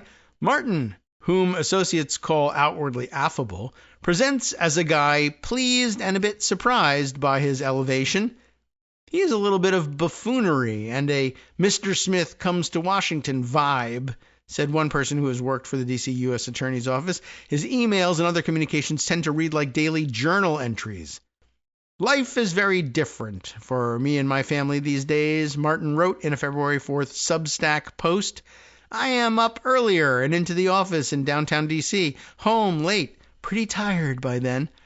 There is so much to tell you, he added. One aspect, my new office is large. Really, that's probably true, but I mean, so what? I mean, really, the guy has no grasp of what is being offered to him, much less what he's going to do with it. If Martin is pinching himself at this new position, he has reason. While U.S. attorneys are often, let's say, experienced prosecutors or even rising political prospects, Martin, at age 54, is more of a journeyman. He spent most of the past 2 decades as a conservative activist in Missouri, running a series of political organizations, a sort of far-right change agent who sometimes leaves behind litigation and enemies. As chief of staff for Missouri Governor Matt Blunt in 2007, Martin fired a state attorney, Scott Eckersley, who had warned against deleting emails that state law required be retained, right? Once again, an assault on the records kept by government, this time approved of by the guy who's supposed to be in charge of law enforcement in D.C. now. Anyway, in a lawsuit, Eckersley alleged that Martin and other officials had falsely accused him of, quote, accessing group sex websites on his state computer, and had defamed him to the media. In addition to that, which sounds kind of defamatory as it is, the state attorney general's office ultimately agreed to pay Eckersley $500,000 settlement in the matter. Good job, Ed. Martin ran for Congress in 2010. He started and ended Senate and House campaigns in 2012 before committing to the state attorney general race that year. Doesn't even know what, I don't know what position I want to run for. It bothers me when people are like, I got to run for 19 different offices at once. I don't even have a clear idea of what it is I want to do in government. And I think you should have that. Personally, I think you should have a pretty clear picture of that in mind before you ask people to trust you with it. I understand the idea of climbing the ladder. I'm not real happy about the fact that that's kind of the surest path to success, but okay, you learn along the way. But when you're like, I'm going to run for Congress, the House, no Senate, no Attorney General, no dog catcher. I don't know. I just want to be in power somewhere is the way it strikes me.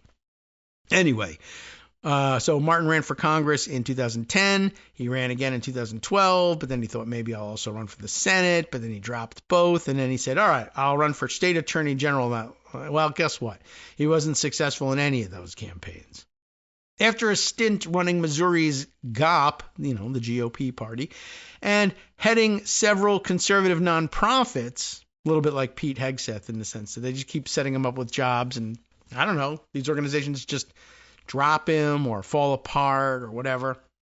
After all of that, Martin landed in 2015 as president of the Eagle Forum, an organization founded by conservative hero Phyllis Schlafly, then 90 years old.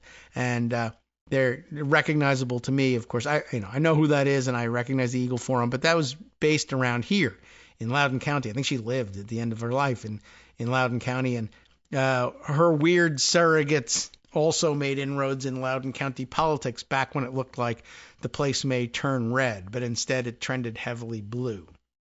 Just pointing that out. Anyway, within a year, Martin had been fired by the group's board and accused by Schlafly's daughter, Anne Schlafly Corey, C-O-R-I, I don't know if it's pronounced Corey or not, of manipulating the aging icon. Can you imagine that? In this day and age with Trump and everything, manipulating the aging icon to commandeer her organizations and legacy. In 2016, Corey and other group members sued Martin for alleged acts that included impersonating Schlafly in Facebook posts and other correspondence. During Martin's brief tenure, the Eagle Forum has experienced unprecedented chaos, the plaintiffs asserted in their complaint. Martin denied those claims. In March of 2016, with Martin at her side, Schlafly endorsed Trump. She died on September 5th, 2016. Her name appeared posthumously alongside Martin's as the author of a book, The Conservative Case for Trump, published the next day, right after she died. A year later, Roy Moore, remember him? The former Alabama Supreme Court Chief Justice, who was a bit of a pedophile, as I recall, then running for the Senate, claimed Schlafly among his endorsers. Moore's webpage, Roll Call, is that right? Oh, I'm sorry. No, that's not his web. I was like, what? Roll Call, you mean the newspaper? Or they should sue him for using that. No, Moore's webpage, Roll Call reported, there we are, said, Phyllis Schlafly, late president, Eagle Forum. Then it says semicolon. I guess this is like a listing of his endorsements on his webpage. And this is the way they wrote it. Who endorses Roy Moore? Basically, that's the implication here. Phyllis Schlafly, late president, Eagle Forum. And then the note here, separated by a semicolon, inference of Ed Martin. So they were willing to put her down as a endorser, even though there was no statement from her saying, I endorse you, but they were claiming, oh, Ed Martin inferred to us that she endorsed him. Martin, by then, had launched a new group, of course. And what was the group called? Phyllis Schlafly's American Eagles. Why not just remain as, at the head of Eagle Forum? Well, he'd been fired there. But he thought, why not? I'll start a new group and I'll just call it Phyllis Schlafly's American Eagles. I imagine that probably got him in trouble with the Eagle Forum. And he retained, though, control of another Schlafly-founded nonprofit, the Eagle Forum Education and Legal Defense Fund. Don't know how that happened. Tax filings by the latter group show Martin's salary as president, which fluctuated, peaked at just over $204,000 in 2020. He'd received more than $1.4 million in total from the group as of 2023. He still uses the X handle Eagle Ed Martin, and that's where the Eagle Ed comes from. Martin netted more than $322,000 from yet another former Schlafly nonprofit, America's Future, while serving as its president beginning in 2016. In 2021, Martin's final year heading that group, he received more than $83,000 for the job, which, according to tax filings, took him 8 hours per week. That's a pretty good rate of compensation. That year, the group appointed Michael Flynn. Wow, the notorious Michael Flynn, super spy. That was, of course, Trump's former national security advisor and prominent far-right, conspiracy theorist, as its board chair. America's Future also, ready for this, hired Flynn's brother Joe and sister Mary to top jobs. Within a few years of Martin's departure, America's Future was paying hundreds of thousands of dollars to members of the Flynn family. Asked about this, Joe Flynn, the sometime spokesperson for the family, texted, "F off, quote me." Although it wasn't just F, it was the other part too. Well, next section entitled Stop the Steal. Martin moved to Virginia in 2017. He should have moved there earlier because that's where the Eagle Forum is based, but whatever. And spent much of the first Trump administration as a far-right pundit. He lost a gig as a CNN contributor after complaining about appearing on the network alongside black racists, whatever that might mean. He ran a feeble 2019 campaign for Board of Supervisors in neighboring, to me, Fairfax County, Virginia. He also, importantly, ready for this, he's the U.S. Attorney for D.C. He designed a coloring book. Yeah, that's a good qualification. Based on Trump's 2017 Kovfefe typo tweet. Like, why, of all things, a coloring book about anything having to do with Trump? I don't know. But having to do specifically with the Kovfefe thing? In case you were wondering what kind of weirdo this guy is, this is it. In it, aspiring artists can color in outlined images of Kanye West and Candace Owens under a West tweet boasting that he had a signed MAGA hat. Or they can complete a connect the dots puzzle of a MAGA hat on a page advertising a free downloadable song sharing a hashtag Kovfefe is love message. I mean, he's just that kind of grifty weirdo. And by the way, Candace Owens and Kanye West on the same page under a Kanye West tweet bragging he has a signed MAGA hat. What's Candace Owens doing there? Oh, you know, you can use the same color crayon on that page.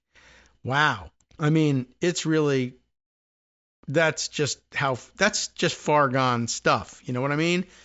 Martin gained focus, if you can believe it, following the 2020 election, organizing pro-Trump protests alongside Ali Alexander, the Stop the Steal activist who claimed that he came up with the idea to pressure Congress on January 6th not to certify Biden's victory. That is, Ali Alexander claims that he had that idea. Martin was like a kind of mentor, Alexander said in a December 2021 deposition conducted by the House January 6th committee. According to Alexander, the two men, quote, prayed together every morning. And that is sweet, isn't it? In depositions, other January 6th rally organizers expressed various concerns about Alexander, who raised hundreds of thousands of dollars without setting up a nonprofit group or accounting for the funds. But Martin offered his own nonprofit as a place for Alexander to park cash. Just go ahead and park it with me, Alexander told the committee. Martin's group acted as a sponsor for collecting Stop the Steal's funds for the rally, Alexander testified. Alexander did not respond to inquiries from Mother Jones. But just so you're aware, the current interim or whatever U.S. attorney for the District of Columbia offered up his own nonprofits as shelters for Ali Alexander's Stop the Steal fundraising. So, yeah, about enforcing the law in D.C., no, it just doesn't sound like it's going to happen. In late 2020, Martin was in regular contact with Vincent Haley, a White House aide, according to a previously unreported text message released by the January 6th committee. Shortly after the election, Martin urged Haley to push a pardon for Michael Flynn, who had pleaded guilty in 2017 to lying to the FBI but was never imprisoned for it. The Trump DOJ had already dropped the case against Flynn, but Martin suggested that the former general would be more willing to join Stop the Steal rallies once pardoned. He'll come to D.C. for the rally in March. Martin texted to Haley on November 10th, "We need that guy loosed." That's the U.S. attorney is the guy who says, what we need is a pardon for Flynn so that he can go nuts and be loosed. I have recommended it, Haley responded. It is not clear whether Martin's pressure had any impact, and Haley didn't respond to Mother Jones's questions, but Trump pardoned Flynn on November 26, 2020.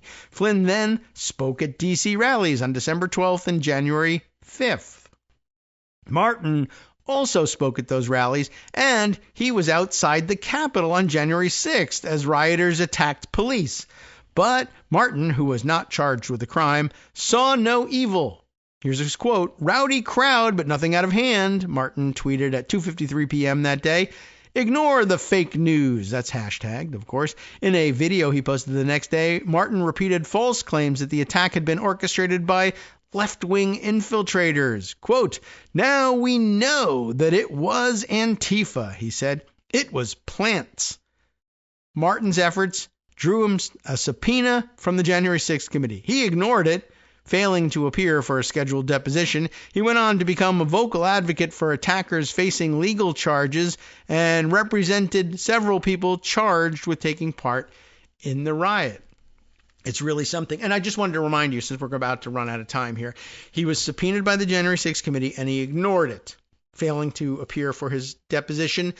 That ordinarily puts you in contempt of Congress, right? Who prosecutes contempt charges of contempt of Congress? The U.S. Attorney for Washington, D.C. Who is the U.S. Attorney for Washington, D.C.? At the moment, it's Ed Martin. So, well, obviously he'll never be prosecuted for this, but that's mostly because Trump is in office. But just giving you an idea of what it means to put somebody in as U.S. Attorney for D.C. who has in the past been subpoenaed by Congress and ignored it. I don't think he's going to be typically very concerned about, well, of course, this Congress will not be subpoenaing anybody involved in the Trump administration anyway. Just sort of putting it out there. Now, just to do one more thing about how kooky crazy he is, Martin was no ordinary defense attorney. He was defending January 6th people, right? He suggested that the defendants should receive reparations, not just be, found not guilty. They should receive reparations. And he pushed a bizarre and an unsubstantiated conspiracy theory. The January 6th, the whole thing, was actually staged by Mr. Coffee. Now you might wonder, who the F is that? Like, not the coffee machines, right? This is a supposedly unidentified man seen drinking coffee. But he was drinking coffee near the gallows display constructed outside the Capitol that day. Martin pursued this theory vigorously, posting missing person flyers featuring grainy images of the man around Washington. He's actually running around putting up these stupid posters. Now, of course, he's U.S. Attorney for D.C. On the right-wing podcast circuit, he called for accountability for those who had investigated January 6th. One of the reasons I think that we should fear for this election, he wrote last summer, is because there's hundreds of Democrats and some Republicans, like Liz Cheney, that they know they're going to jail. From NetworksRadio.com. You have been listening to Kagro in the Morning with David Waldman. So, whatever. I'm just putting that out on the record. Ed Martin, the D.C. District, the U.S. Attorney for D.C., is the kind of person who felt certain that Democrats would be going to jail for January 6th. Wow. He's pretty far gone. Well, there's a sensible guy coming up next, Justice Putnam and the West Coast Cookbook and Speakeasy. We'll see you tomorrow.